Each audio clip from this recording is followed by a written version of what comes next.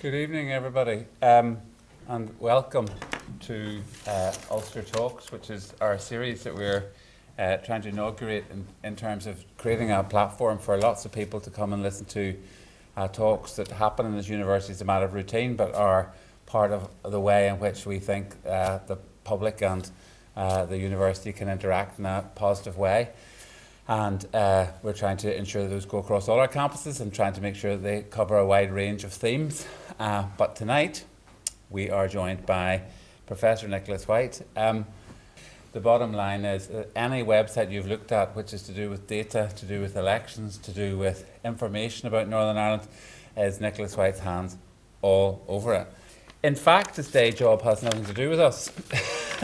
He has grown out of us and works out of Brussels as a political consultant these days on basically a global level. So Nicholas is in demand literally everywhere as an advisor on development and coalition building, advocacy, public affairs and strategic communication, which means that when it comes to making decisions in some of the most complex areas of the world, Nicholas's advice is sought because he is one of the people who has tried to make it his business to understand the dynamics of political conflict, of institution building, and of trying to imagine a way from complex situations into new ones.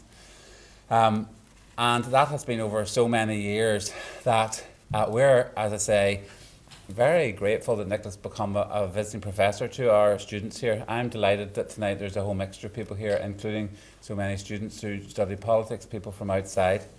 Nicholas's other hat, and his friend McCallum is here with us today, who is in relation to science fiction.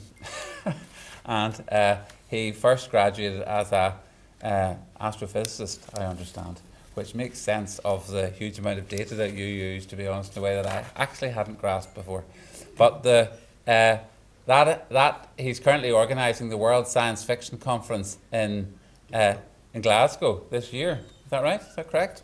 Which will involve 9,000 people coming to talk about and engage in issues of science fiction.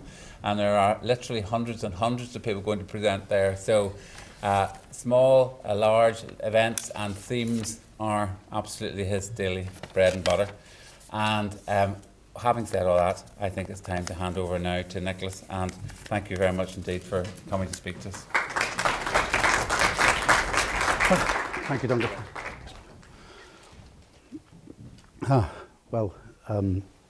Let's see. Thank you so much, Duncan. Thank you, everybody, for giving up your valuable Tuesday. It's Tuesday, isn't it? Yes. One loses track. Tuesday evenings to come here. I've been a visiting professor at Ulster University now for, I think, exactly 9 years. And the first time I spoke was to a similar size. There you are.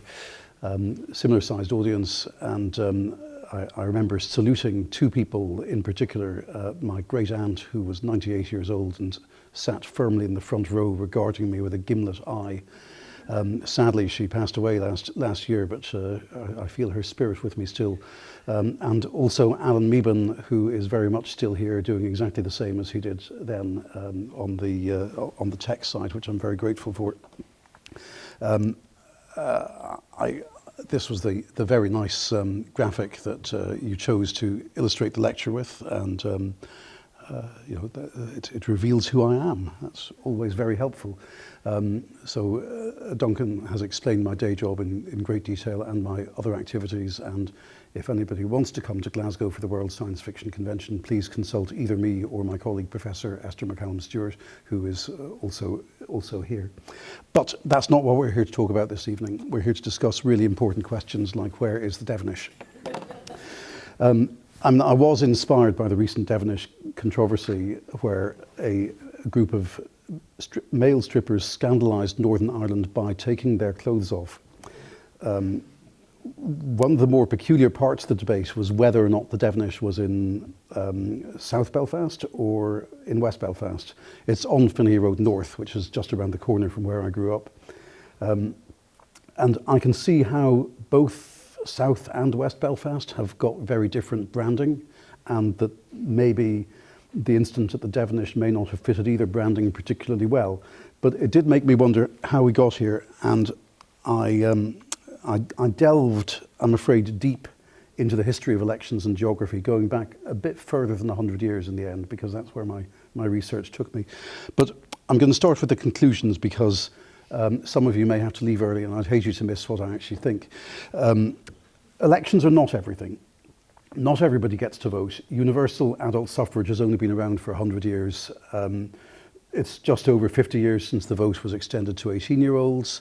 It's also just over 50 years since the ratepayers franchise in Northern Ireland was ended, and it became one man, one vote. When I was growing up in the 1970s, my mother could not vote in Northern Ireland elections because she was an Irish citizen.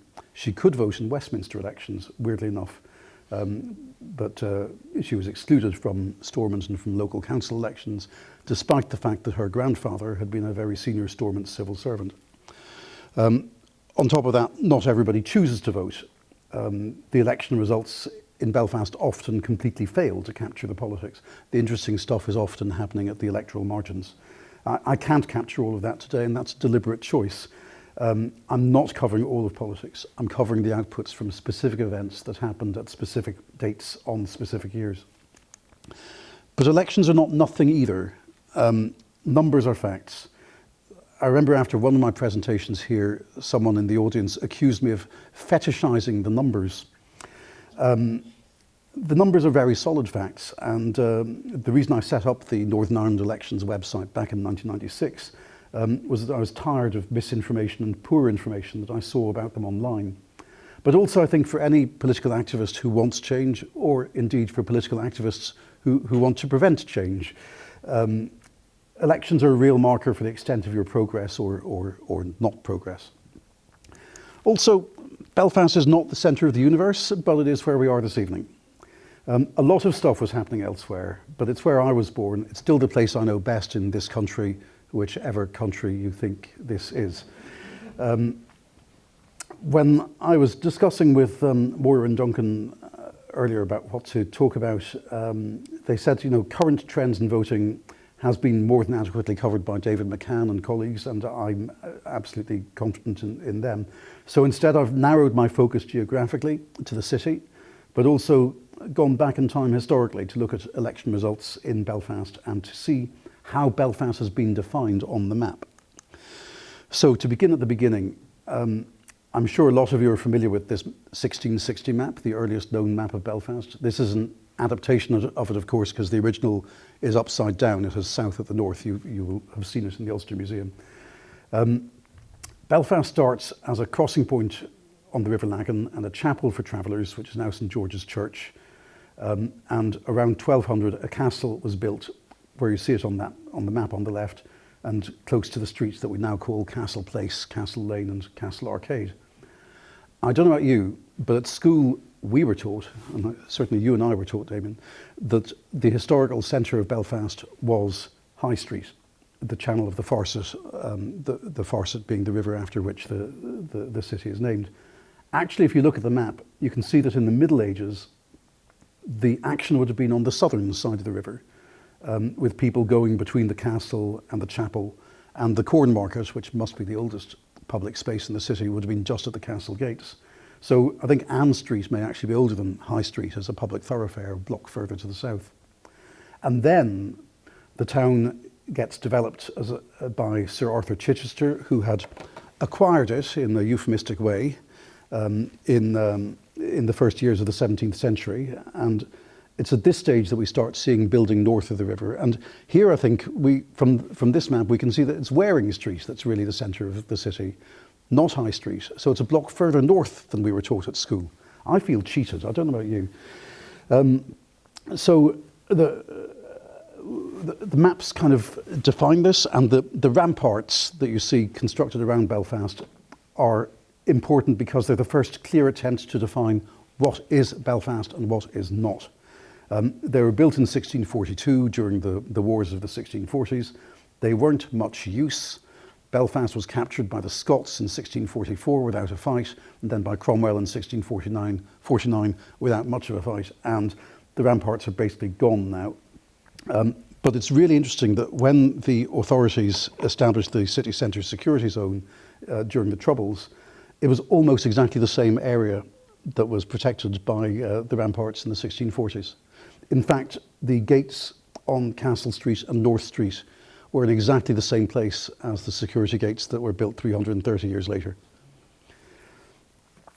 So, early politics of Belfast from 1613 to 1832.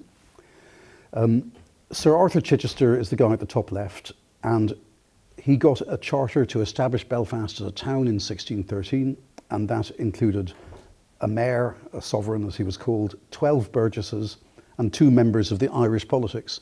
So we can say that Belfast electoral politics starts in 1613. This was an era of one man, one vote. The head of the Chichester family was the man, and he had the vote. He chose the mayor, he chose the burgesses, and he chose the members of parliament. And for the next 200 years, Belfast's political representation was managed by the Chichesters. So I couldn't put them all in, but top left is Sir Arthur, who lived until 1625. Top right is another Arthur, the 3rd Earl of Donegal. Bottom left is another Arthur Chichester, the 1st Marquess of Donegal, and then his son in red, who is a George, the 2nd Marquess of Donegal, who lived from 1769 to 1844. After the Act of Union in 1801, Belfast continued to send 1 MP to Westminster, and it continued to be somebody personally chosen by the head of the Chichester family, usually one of the Chichester family themselves. George, the guy in red, spent all the money. He ended his days deeply in debt, and the family political leadership in Belfast never recovered. Meanwhile, the city was developing its own momentum, but in the hands of mainly Presbyterian merchants, with also a lot of Catholic workers, while the Chichesters were Church of Ireland and had complete control of the politics of the town.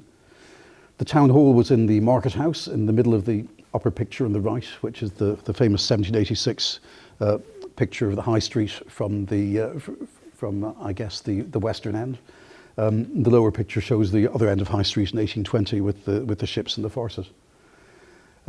Even the least democratic society in the world still has politics, and Belfast was a seething hotbed of ideas in the late 18th century. As you're all aware, the United Irishmen were founded here, and Henry Joy McCracken was actually executed in front of the market house after the failure of the 1798 rebellion. The Orange Order also emerged around this time. The first recorded sectarian riots in Belfast were on the 12th of July in 1813, when, as they euphemistically say, shots were fired during a fight between Orange men and the residents of Hercules Lane, and 2 people were killed. Hercules Lane was where Royal Avenue is now. It was much narrower and much less glamorous, and clearly there was an element of social engineering in the creation of Royal Avenue in the mid-19th century. So, speaking of the 19th century, the Great Reform Act of 1832 opened up Belfast politics, and it also redefined the town boundaries. This is the official definition from the Parliamentary Boundaries Act of 1832, and I trace it from the lovely Irish Historic Towns Atlas produced by the Royal Irish Academy. The boundaries did extend across the river, but I'm afraid the maps don't generally show the Ballyhackamore side, which is an interesting omission, if you ask me. And the graph on the right shows who the 2 MPs representing Belfast were for the next 50 years. One of the consequences of the 1832 reforms was that political parties were created. You can see that the Conservatives had a strategic advantage, although in the earlier period, the Whig candidate or candidates would often have a good chance. Elections were basically like that chapter in the Pickwick Papers. Bribery of voters, fake electors, activists occupying the market house to prevent the other side from voting. And this was mainly competition between Protestant factions. No Catholics stood for Parliament in Belfast during this period, although they were between 1/4 and 1/3 of the population. And these are the first ward definitions dividing Belfast up electorally. I should say that each ward elected 6 councillors and 2 aldermen, and in 1853 the boundaries were further extended and further wards were added. So the guy at the top right is John Bates, and he is an under-researched figure in Belfast history, I believe. Maybe somebody will put me right. he combined the roles of being the chief organiser for the Conservatives, in other words, managing the coalition of merchants and Orange Order and the Chichester family. So he combined that political electoral role with the probably more lucrative role of being the town clerk of Belfast. So he was not only running one side's election campaigns, he was also responsible for administering them. He fell from grace. He was exposed by a Liberal rival, John Ray, who was eccentric and electorally less successful, but managed to get Bates exposed in front of a public inquiry in Dublin. He fled to France and died shortly after. But during the period from the 1830s, 1840s until the early 1850s, John Bates basically controlled Belfast. I don't know if we know what he looked like. I don't know if there's any portrait. There is, we do know what his grandson looked like, because his grandson was Dawson Bates, who was the Minister for Home Affairs in the Stormont government in the earlier 20th century. But going back to the map, I find it interesting that the ward divisions, when you get to the outskirts, it's the main roads that become the dividing lines, if you look there. It's the Antrim Road separating Dock from St Anne's. It's the Shankill Road separating St Anne's from Smithfield. It's the Falls Road separating Smithfield from St George's. And it's the Malone Road separating St George's from Cromac. And today we would see those roads as axes of activity rather than division lines in themselves. It's obviously easier to draw the map down the middle of the road. But as you'll see, in general, people have preferred to find other ways of carving up the city. So I'm going to skip forward to, I'd love to do 19th century Belfast municipal politics in greater detail, but I think that's probably for another time. The important question is, why was Belfast divided into four? And how closely do the quarters of the city then match the boundaries today? I should say Belfast is the only city in these islands which is divided into four constituencies, matching the four cardinal points of the compass. This happened after the reform of 1885, which expanded the franchise, but also insisted on roughly equal numbers of votes in each electoral district. Belfast's boundaries therefore had to be expanded outwards, and the result is this.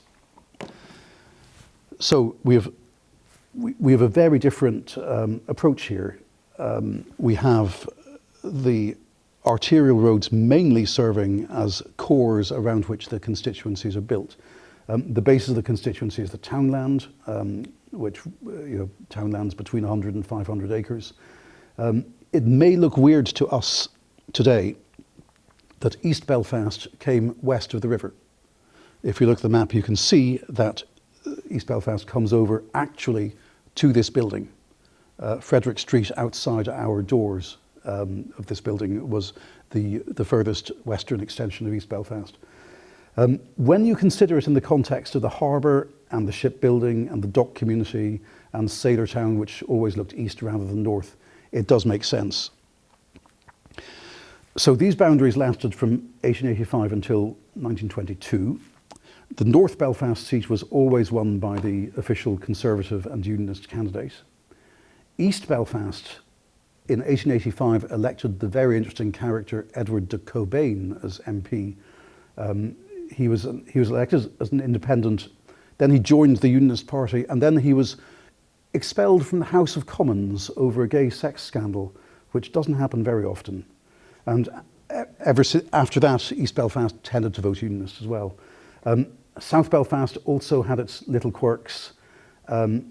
West Belfast was a tight constituency. It was where the Catholic population was concentrated. In the 1885 election, the Unionist candidate won by 37 votes out of 7,000.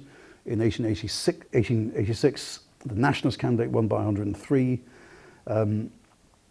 The Liberal Unionists held it for the next 15 years. Then Joe Devlin won it in 1906 by a margin of 16 votes out of 8,000 cast. Election results are not always so close in West Belfast these days. In 1918, I'm sorry for the quality of this map, but it is actually the official one from the parliamentary papers. Belfast had really grown and was bumped up to 9 Westminster seats out of 100 at Westminster. 100 Irish seats at Westminster. Some people take the 1918 election as the founding election of the Irish state, and Sinn Féin did contest all 9 of the Belfast seats, but did not come close to winning any of them. Joe Devlin won the Falls constituency for the Nationalist Party, and 3 Labour Unionists won in St Anne's, Shankill and Victoria, with backing of the mainstream Unionist Party. The Belfast Labour Party contested 4 seats and did not win any of them. With the Government of Ireland Act and the creation of what we now call Stormont, the 9 Belfast seats were merged down to 4 for parliamentary purposes. The new North Belfast included the old Duncairn and Shankill seats. East Belfast included the Victoria and Pottinger seats, including the bits this side of the river. South Belfast merged Cromac and Ormeau, and West Belfast, interestingly, the Nationalist Falls seat was merged with its 2 Unionist voting neighbours, Woodvale and St Anne's, which I'm sure was purely coincidental. So going back to that's the somewhat less cluttered Belfast map. Post-1922, these were the boundaries for 50 years, from 1922 to 1974. The official Unionist candidate won 3 of those seats at every single Westminster election between 1922 and 1974. The exception is West Belfast, which was held for 11 years in the 40s and 50s by Jack Beattie under a variety of labels, and then from 1966 by Jerry Fitt. I also want to note Montgomery Hyde, who was an interesting figure, who was the MP for North Belfast in the 50s. He tried and failed to bring in the legalisation of homosexuality, a man before his time. His successor, Stratton Mills, was the Alliance Party's first MP. He joined Alliance despite being elected as a Unionist. Stratton Mills turns 92 in July, I believe. I think he's still with us. These were also the constituencies for the PR elections to the new Northern Ireland Parliament in 1921 and 1925. Each of them was then broken up into 4 single-member seats for the Stormont elections that took place from 1929 until 1968. And here I've done a graph showing how that worked out. As you can tell, 1921 was a very good year for the Unionists. They won 15 of the 16 Belfast seats, under proportional representation, it should be added. The next election, 1925, also under proportional representation, was much less good for them. Independent Unionists won 3 seats, Labour won 3, Independent Unionists won 4 seats, Labour won 3, and the Nationalists kept their 1. So obviously the only thing the Unionists could do was to abolish proportional representation for Stormont elections, which they duly did, which had the interesting result that it increased the Nationalist representation, but decreased everybody else's. And as you can see, Labour kind of struggled with a couple of flurries in the 1945 election, echoing Attlee's victory across the water, and in the 58 and 62 elections. But really, this was a case of Unionist domination. Up until the Ulster at the Crossroads election in 1969, where I've not, for reasons of space, I didn't break down the various shades of unionism. 7 of the 16 MPs elected in 1969 were from the official Unionist party supporting Prime Minister O'Neill's reforms. 2 were unofficial candidates who also supported O'Neill's reforms, and 3 were official candidates who didn't support his reforms. I have a map. This is just to demonstrate again the dominance of Unionists in the 1921 election. This demonstrates that they actually lost, as you can see, seats to Labour in North, East and West Belfast, and to Independent Unionists in all 4 divisions of the city in 1925. In 1929, with proportional representation abolished, the Unionists had got a much stronger grasp on the city's politics. But in the final election of the period in 1969, you can see a pattern that slightly echoes 1929, but only slightly.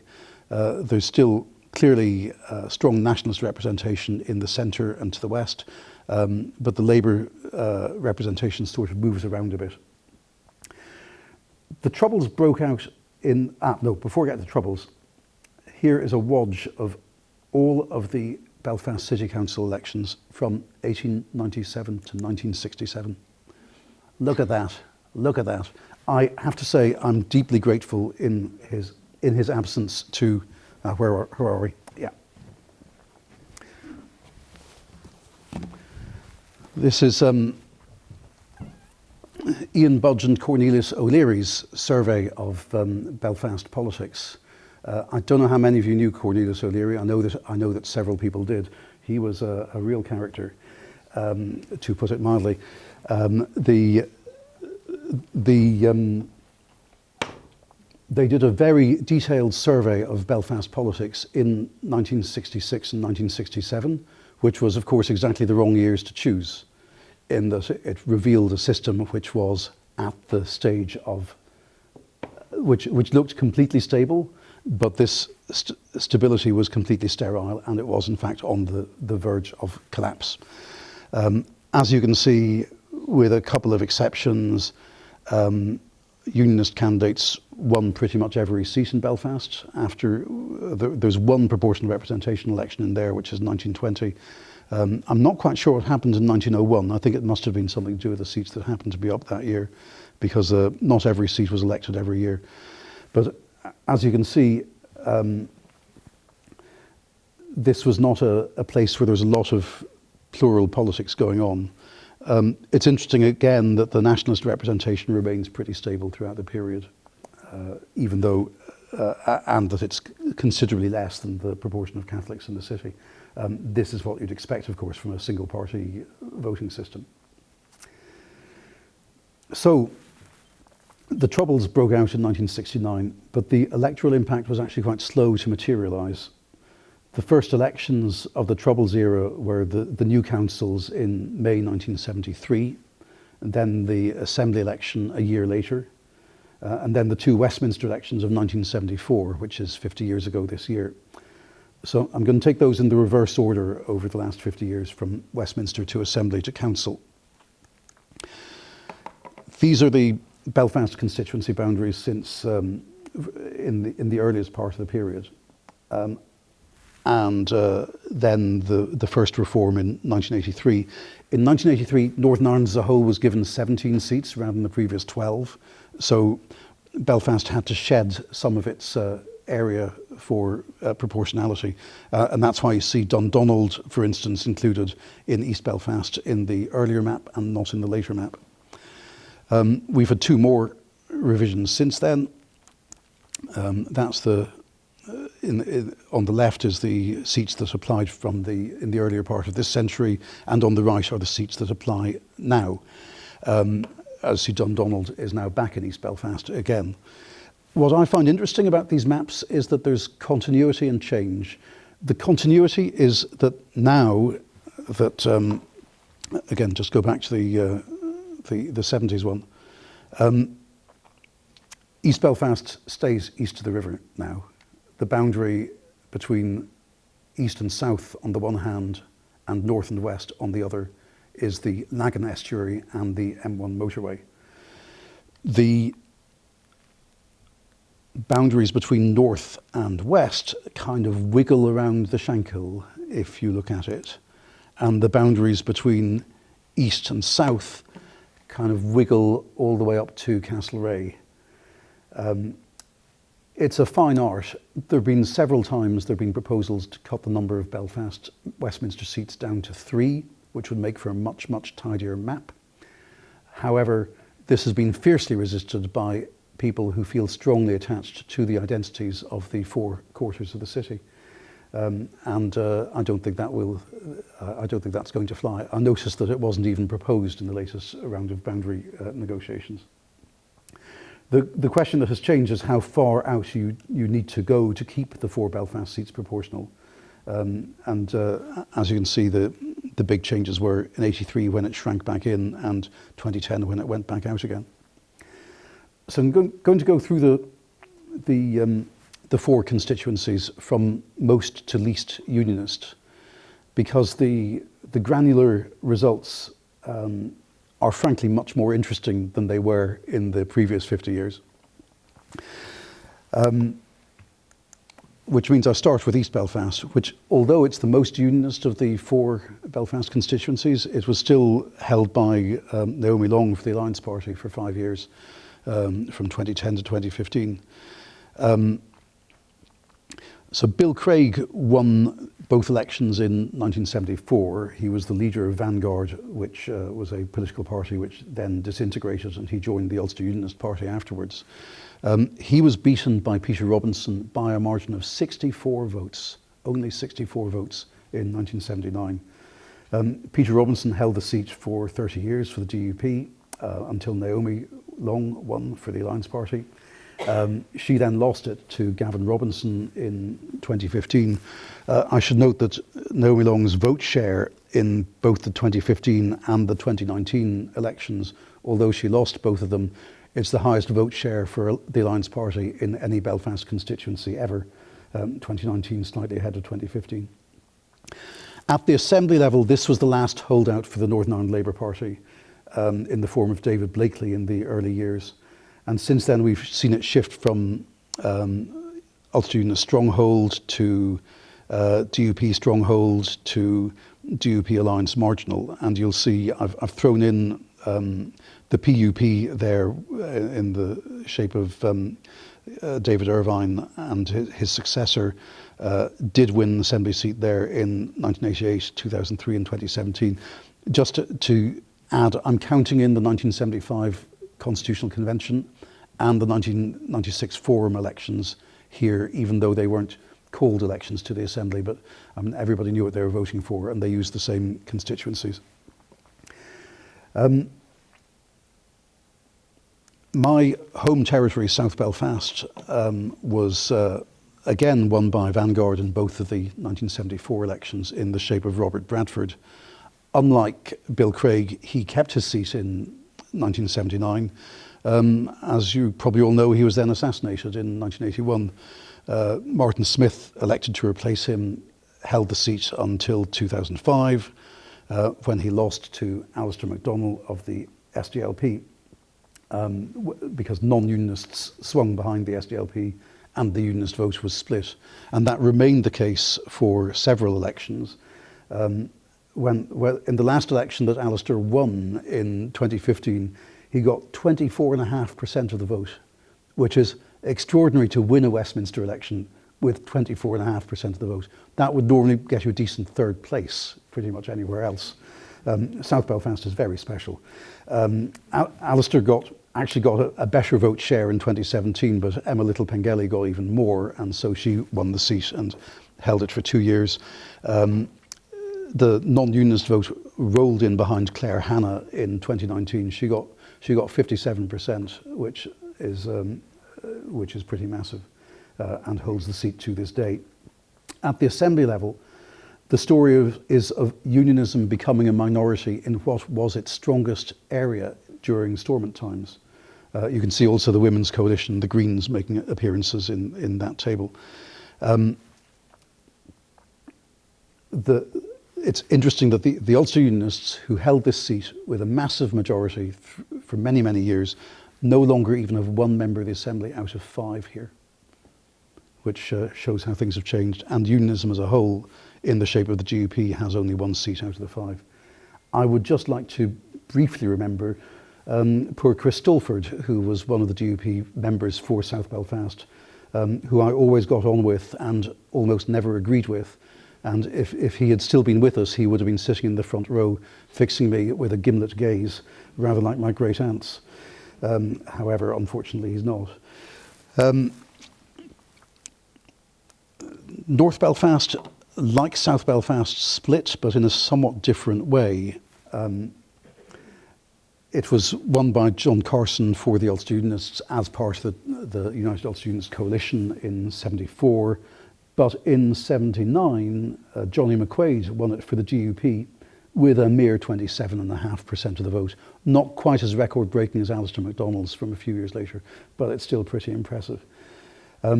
Cecil Walker took it back for the Ulster Unionists in '83 and hung on for 18 years until he was sunk in the DUP surge of 2001 by Nigel Dodds. Nigel held the seat against a growing Sinn Féin vote until the most recent election in 2019, when he lost to John Finucane, and Nigel is now a Lord, so he will not be standing again, I guess. At Assembly level, Gerry Fitt actually represented North Belfast in the Assembly, even though he was the MP for West Belfast. It also had a strong tradition of independent unionists, Frank Miller Senior, the PUP, Fraser Agnew. The Alliance Party had a very weird success here in the 1982 Assembly, when they won 1 out of 5 Assembly seats with only 7% of the vote, 0.4 of a quota. Nuala McAllister's 9.5% in the most recent election looks positively comfortable and luxurious. Again, note the rise in the nationalist vote over the years, and again note that in the seat that the Ulster Unionists held at Westminster until 2001, they have not elected anybody to the Assembly in over a decade. Fourth, last but definitely not least, is West Belfast. Gerry Fitt first won the seat here in 1966 and held on to it until 1983, despite falling out with his own party, the SDLP. In 83, he came third to Gerry Adams and Joe Hendren, standing as an independent socialist. Gerry Adams won the next couple of elections. Joe Hendren came back in 92 and held it for a term, and Gerry Adams then came back and held it until he resigned on being elected a TD for County Louth to the Dáil, and has been replaced by Paul Maskey. I think it's safe to say that this is not a seat that's going to provide any surprises in Westminster elections anytime very soon. The Assembly elections also show a similar tale. Before the peace process, nationalists are not in a majority. After the peace process, you have one unionist ever elected from West Belfast, which is Diane Dodds in 2003. You've also got the complete extinction of the SDLP, who held the Westminster seat, at least Gerry Fitt held the Westminster seat for the best part of 2 decades. But the SDLP have been unable to get anybody elected since 2016 either. So, putting all of this together, probably the best way to visualise the 4 seats combined, although the boundaries are not the same because the seats include areas outside the Belfast city boundary, is if we look at Belfast City Council elections since 1973. So to be clear, the 4 parliamentary seats extend outside the city council boundaries. Don't worry, Duncan, I will share the deck with you afterwards. But please go ahead and take pictures anyway. So I think one thing that hasn't had much impact, weirdly, is changing the electoral boundaries. What's happening is much more a case of shifting dynamics within the broader population. You see the nationalist vote gradually climbing over 2 decades from 1981 until 2001, and then you see it more or less stabilising, and actually a swing, the unionist vote continues to decline, but the swing is towards the centre ground and not necessarily towards the nationalists. Now, some of those independents that I've marked in grey could be counted in the nationalist column if you wanted. Some of them could be counted in the unionist column if you wanted. So it's not a precise science, but I think the texture is kind of clear. What is really going on? It's not a matter of drawing boundaries or indeed of gerrymandering, and I have my suspicions, as I said, about the creation of the West Belfast seat in 1922. There's a shift away from unionism. There's a shift towards nationalism, the centre ground. There's differential population growth. In other words, basically more Catholics being born. There's population drift as people move out of the city. The differential turnout that used to happen, where not only potential nationalist voters, but also people from the centre ground would not vote because, sure, it doesn't change anything, now feel rather more motivated to get out and vote than they did. And finally, I think this is really important, that unionism is not sexy anymore, if it ever was. A large number of people here are in mixed marriages. The Catholic Church is irrelevant. It's not a threat to anyone's lifestyle. The UK has made a huge mess of things recently. Promoting the union as a bulwark against Romish tyranny is not perhaps the marketing gimmick that it once was. I don't think this means an automatic win for nationalists in the event of a referendum on United Ireland. I think they will need to do a lot more homework first. But it does mean that Northern Ireland's a place where identity no longer shapes politics as it used to. And elections are genuinely competitive in a way that wasn't the case a few years ago and was impossible 60 years ago. I think that must be a good thing. So 2 last points. The new round of Westminster boundary revisions will be used for the next Westminster election. They're encoded into law and they'll be used for Assembly elections going forwards as well. There's not really much change. The biggest geographical change on the map is South Belfast, which now extends way down to Saintfield. When South Belfast was first created, it ended at Shaw's Bridge, which is 4 miles away. Now it ends at Saintfield, which is 3 times further. I don't see the adjustments having much impact on the election results, with one small exception. I think Unionists are now competitive again for an Assembly seat in West Belfast due to the territory added in the Shankill and in Dunmurry, but it's not in the bag for them. Coming back to the beginning, circling back to the important question that we started with, where is the Devonish? So it's pretty clear that when the electoral boundaries were extended out to Finaghy in 1973, the dividing line between West and South Belfast was the M1 motorway, and it has stayed that way ever since. So this is my nice little coloured map, which shows the Devonish very, very clearly, located in the green-coded, no significance there, South Belfast area, and not in the pink-coded West Belfast area. People have argued to me that the Devonish is culturally not in South Belfast because people in Finaghy prefer to take the bus to Balmoral or Dunmurry. And certainly, having grown up in the only part of Northern Ireland with no pubs, which Finaghy is, I can see the point that for public transport there would be considerations there. And also the other thing is that when I was growing up, the Devonish wasn't there. It was actually an orchard. The streets beside it are still called Orchardville. So I have not lived close enough to the area to be fully aware of whether the Devonish is culturally southern or western, but electorally and geographically I can tell you that it is southern. The disgruntled citizens of South Belfast will have to accept that it is part of the diversity of their quarter of the city, which is anyway the most multicultural area of Northern Ireland. For what that's worth, it is a sign of the times. Thank you.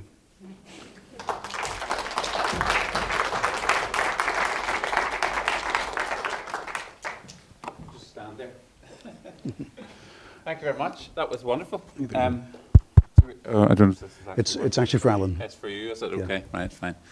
I feel as if there's a song coming on here, but I won't do that for you. I won't do that to you. So, questions. Anybody got some comments, questions that they want to ask Nicholas? As you can see, this is a man who has more than a little bit of knowledge about the detail. So, I'll put you up here, Brian. Is that okay? Do you need this microphone to travel with me? Yep. Thanks very much. I think I heard you say, Nicholas, that the Troubles broke out in 1969. But I've heard it asserted that they actually broke out in 1966, and it was, and this particular version, it was attributed to the 1966 election, and Jerry Fitt's surprise election. So I wonder, could you say something about it was personation that really triggered a lot of loyalist animosity. Personation in 1966, but personation more generally in the course of Belfast electoral politics. So, first of all, the timing of the start of the Troubles, some would put it down to the original flag dispute, which was not the riot caused when Ian Paisley tried to remove a tricolour from Jerry Fitt's election headquarters, but the scandal when Belfast City Council lowered its flag to half-mast on the death of Pope John the 23rd. So that's the original flags dispute. Yeah, I mean, we can debate the precise timings. On the personation question, it was certainly happening. Everybody was doing it. I mean, really everybody was doing it. It wasn't just the nationalists. A friend of mine who will remain nameless for reasons that will become obvious, told me that his sister, aged 16, voted 12 times in the Assembly election of 1973. she lives in England now. But my friend still lives here. My father had an account of a candidate who he spoke to who was offered the services of a personation squad and indignantly turned them down. And my father said he just wished that the candidate had asked the going rate, because that would be useful data to have, but he didn't. He just rejected them. So it was an issue. It's something that has been, of course, pretty much eliminated by a better election administration in Belfast. I have strong suspicions about the elections of the 1990s in County Tyrone, but I think that's for another time. But thank you for the question, Brian. Tyrone is another place. Any more questions? Other issues? Yeah, Jack? Yep, thanks so much, Nicholas, for a great presentation. And as someone who's just completed a PhD in Northern Ireland elections, I'd also like to thank you for your very helpful online websites. It was You should have been doing this talk instead of me. But yeah, no, it was very helpful because it was going all the way, in my case, all the way back to 1973. So, I just want to ask, because I'm particularly interested in electoral systems and use of STV here in a deeply divided society. Like that was the argument I was making through the thesis. So I want to ask, do you think that particularly at, suppose, council and assembly level, the sort of trends we've seen, particularly towards the centre ground, the rise of alliance and the presence of the Greens and PPP and other parties, would have been as prevalent under, had we used different systems, say, for example, the likes of party list or more strictly proportional systems compared to STV? Thank you. Yeah, good question. I think any proportional system would have revealed the extent of change. I think it's the point of the proportional system is to avoid the smearing together of votes that must happen when you have first passed the post-election system. So no other system of proportional representation was ever seriously considered for Northern Ireland except for the 1996 elections, which were just weird, as I bitterly remember having been a candidate in them.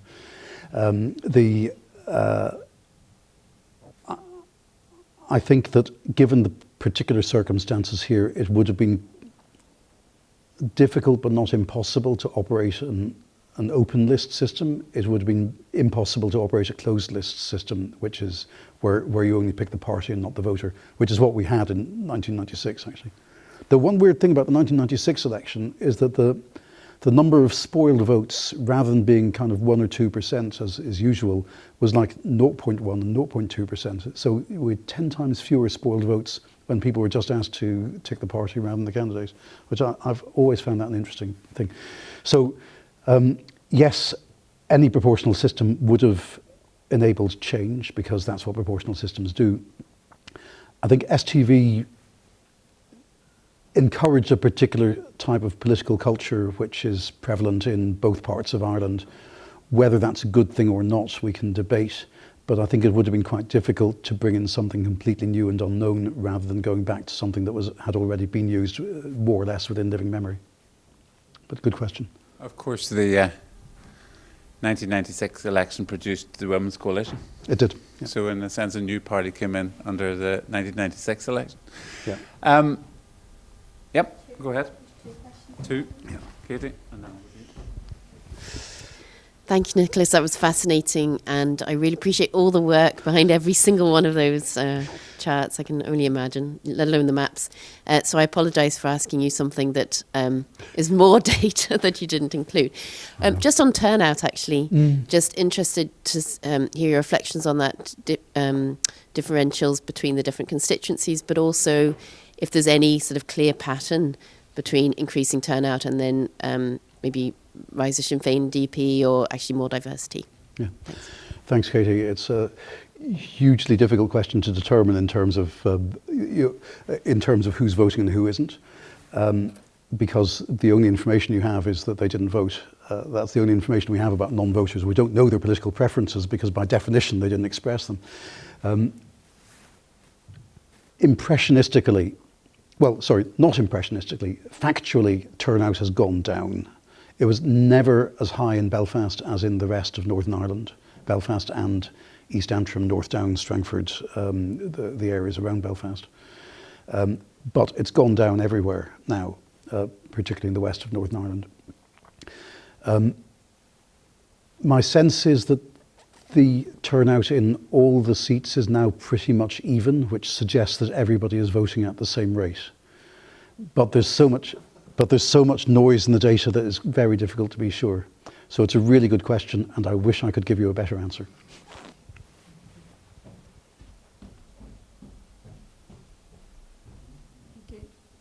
Hi, thanks, Nicholas. Slightly off topic, but so I work for a youth organisation. It's involved in very much young people engaging in politics and change and advocacy. And young people really have a lot to say and are passionate about what happens here. We would support, along with a lot of other my colleagues in the youth sector, votes at 16. Mm-hmm. And I'm just interested in your views around when we might see that happen, how that might change things for us here if we get votes at 16. Yeah. I think it's inevitable. It's change only goes in one direction. And I think we're seeing shifts in Scotland, we're seeing shifts in other European countries as well. It's one of these things that seems impossible until it happens. It's not quite in the same league, but like same-sex marriage, which was politically unthinkable as recently as 15 years ago, and then just happened like that. So I think it will happen. I don't know. I imagine it would have to be Westminster that brought it in, because I don't think Stormont has the capacity to choose the franchise. But I think the reaction is going to be, we can't possibly do that, and then we were in favour of it all along, the classic yes-minister dichotomy. Thank you so much. That was a really interesting talk. I have a provocative question, which is, why is Belfast special? In terms of electoral districts, I feel like the presentation has been very interesting and very focused on Belfast, but how does the story of Belfast kind of resonate with the rest of the North? Things have gone on in Ireland in the same time, and the UK in general. Is it like an island with its own logic and dynamics, or are there sort of parallels that you can see elsewhere, sort of locally? Yeah. It's a good question and a fair question, and I deliberately concentrated on the areas that are defined as Belfast, even though those areas have changed quite a lot over the centuries, as I outlined. Northern Ireland is a place apart, as I think Dervla Murphy put it, but she probably got it from somewhere else, and so there's a whole micropolitics of the 18 seats as they currently are, which I've spent a lot of time looking at. And I thought it would be useful, or at least interesting, to drill down into the 4 geographically smallest constituencies and see what I could learn from that. One thing I would say is that there's a blurry difference between the east of Northern Ireland and the west. That in the east you have lower turnouts, stronger vote for the centre ground, and in the west you have generally higher turnouts, less so than in the past, and you've got a more clear division between nationalist and unionist voting. But it's a sneaky continuum, and you find things creeping up at you from the election statistics that you aren't expecting, that would drive you mad if you spent too much time looking at them, which is why I try and limit my exposure. And why I'm trying to limit your exposure this evening as well. But yeah, it's a fair question. Why Belfast? And the answer is because we're here. Any of our students want to ask a question? Anybody got something burning? Paul, right, okay.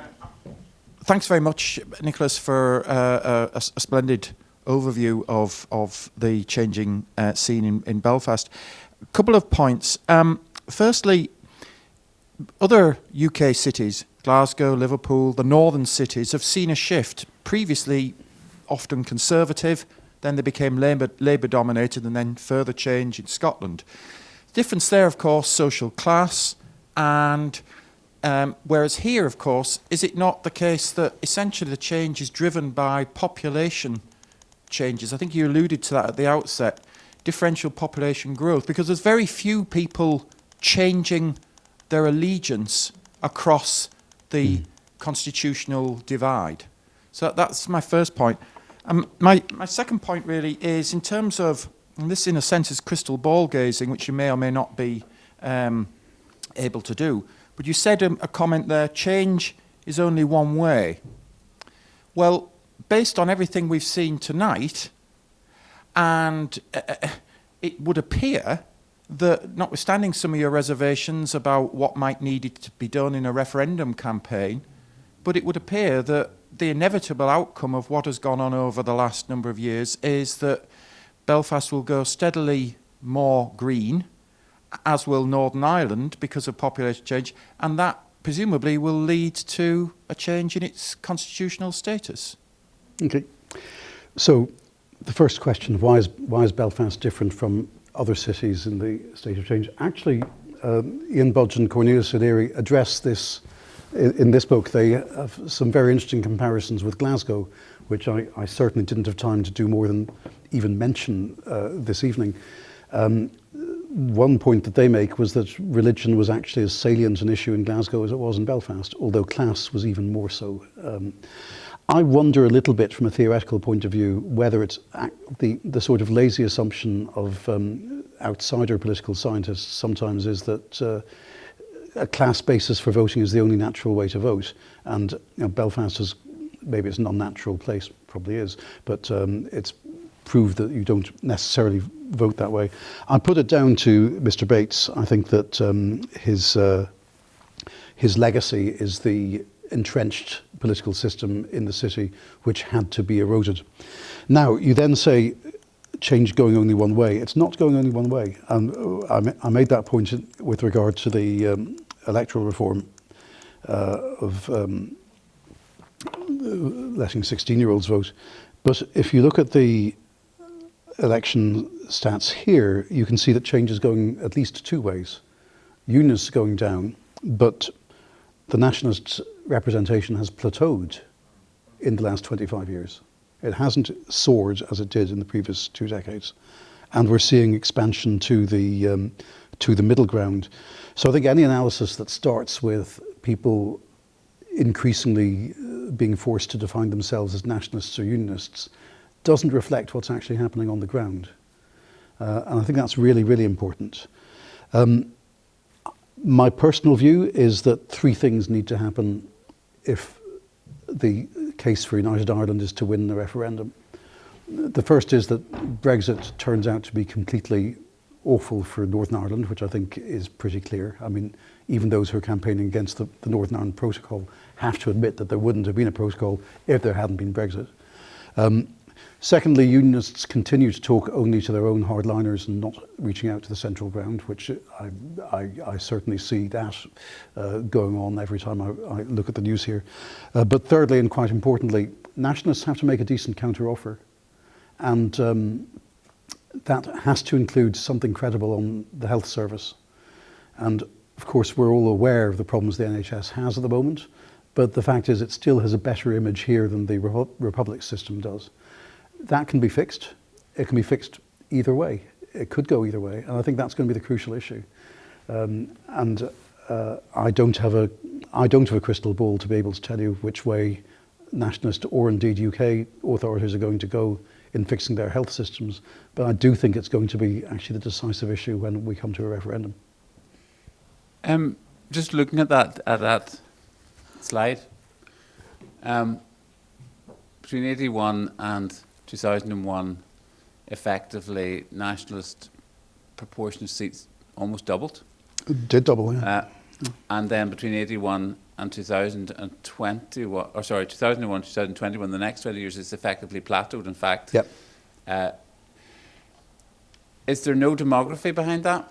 Was there a huge surge in the population, in the nationalist Catholic population in Belfast between 1981 and 2001, which has stopped? Or how does that? Do you know how that tracks against census figures? So I think there's 2 things going on. First of all, there is a bit of a demographic surge, but also I think we're seeing stronger participation. I think a lot of those Sinn Féin voters were from families that simply had not voted before and had opted out of the political process. So I think that's what's going on there. But at the same time, that doesn't explain the whole picture. I think we're seeing unionist voters simply packing up and leaving. So almost all of the growth between 81 and 2001 in the nationalists was actually Sinn Féin? Yep. As you can see, the SDLP's got roughly the same number of seats now that it did in 1973. Right. So the SDLP, yeah, interesting. Yeah. No, that's great. No questions is a good thing. That's You're very great. kind. You go far. I see one more up there, Yep. actually. Another one? Yep. Put down. If you could throw any light on the polling, we've had a lot of polling recently on the unity issue, and the polls are coming up with very, very different results. So I wonder, could you give us any insight into that?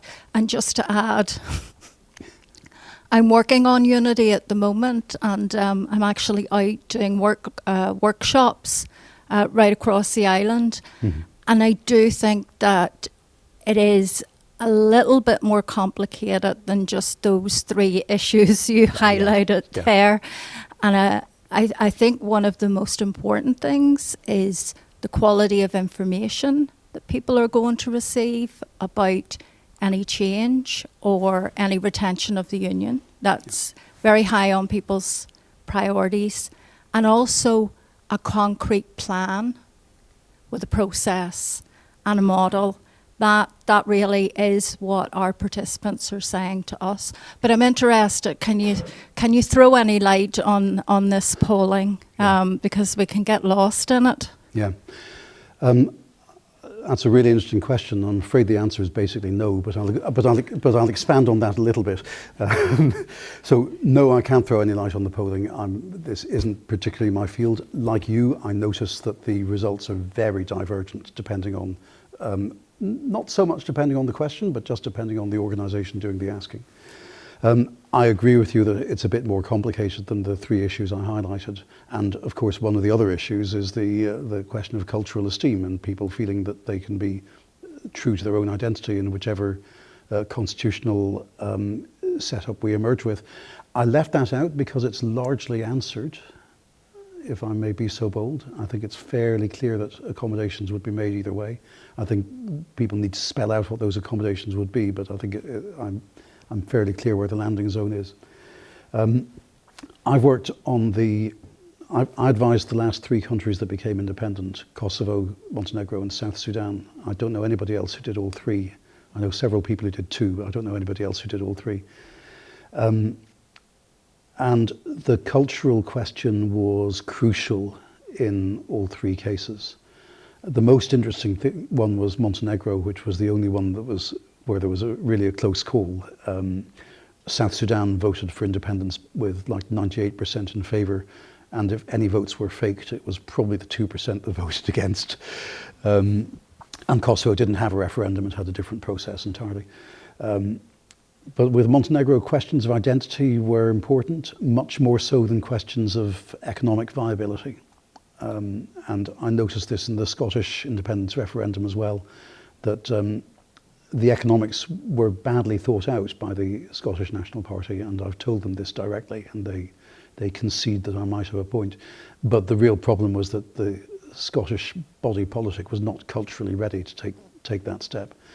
So a lot of it goes around culture, which is intangible, and I've kind of identified a couple of things that I think are important to that, which is the responsibility, taking responsibility for Brexit, selling the union if it can be done, which I'm not sure about, and the health system.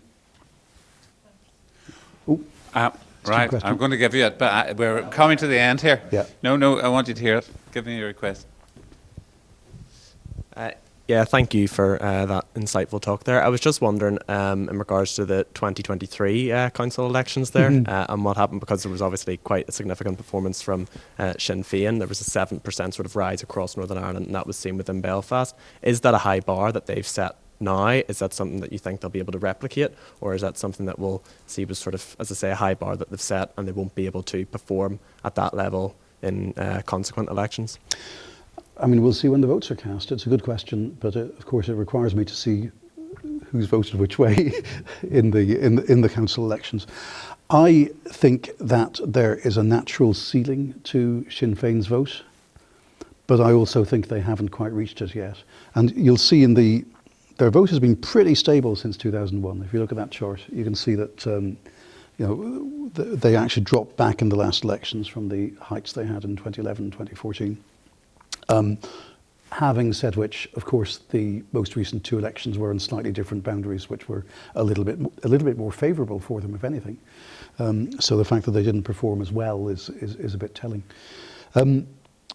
It will depend on a lot of things, quality of leadership and quality of the opposition. And perhaps it's a little unfair to put it this way, very unfair to the people concerned, who would be very upset if I said it to their face. But the real constraint on the growth of Sinn Féin at the moment is the survival of the SDLP. Okay, listen, having changed the focus from the rise of Sinn Féin to the demise of the SDLP, it'd be interesting to talk to you about South Belfast in that regard, because it's an outlier. It's a serious outlier in the council and in the elections as well, and in the MP as well. So it'll be an interesting area to look at that. However, we must call it a day. First of all, thank you very much. This notion of Ulster Talks is exactly as we wanted it today, to put some input, to bring somebody who knows, and then to engage in a conversation. I'm going to ask Máire to just say a few words to close it, because Máire was instrumental in bringing Nicholas here, and as a visiting professor who spoke to our students earlier today. Yeah, so Nicholas has earned his, Point. Yeah, he's done his work today, and has spent time with our students this afternoon, of which some of you have stayed the hard yards as well. So thank you to all of our students who have stayed on this evening. But Nicholas came here to Ulster a few years ago as our visiting professor, and we refused to let him leave, mainly because, not only because of your forensic analysis of our local politics, which you have, I've learned loads. I'm scribbling and I'm sharing information as where possible.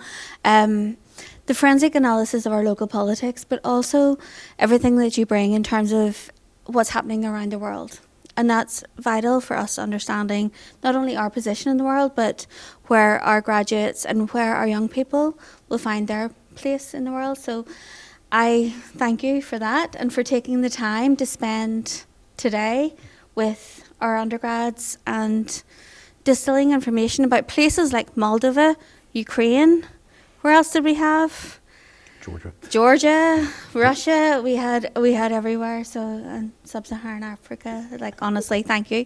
So a huge thank you on behalf of our undergraduate programme for remaining part of our peace, conflict and politics visiting professorship. It means a lot to us. And then to have this visiting lectureship, this professorship is amazing. So thank you for that. I suppose thank you to all of the audience who've given up your Tuesday evening to spend some time at Ulster University. This is one of a few occasions where we're going to be talking all things relevant to politics and everything else that's coming ahead. So we hope that you can all join us for future events. But a huge thank you to Nicholas for everything today. So thank you. It's been my pleasure. Thank you, Máire. Thank you, Duncan.